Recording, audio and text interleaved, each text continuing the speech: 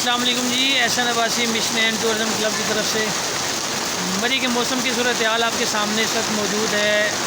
बारिश जो है मूसलाधार जारी और सारी है और इंतहाई खुशगवार कह लें, ठंडा कह लें, ठंडा मौसम हो चुका है मरी का।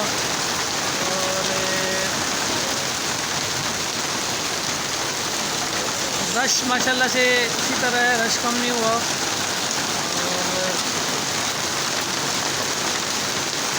लोग आप देख सकते हैं होटलों की खिड़कियों से, होटलों की छतों पे खड़े होकर इस बारिश को एंजॉय कर रहे हैं। आप सब लोग भी जो गर्मी में हैं उनको अगर ऐसा मौसम एंजॉय करना है तो ज़रूर मरी का विज़िट करें और हमारे साथ राब्ते में रहें।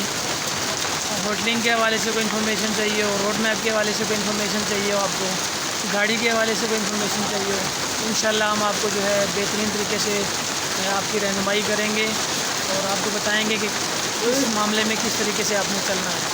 बाकी मिशन का पेज फेसबुक पे है, उसे लाइक और शेयर कर दें और यूट्यूब पे चैनल है उसे सब्सक्राइब कर दें। बहुत शुक्रिया।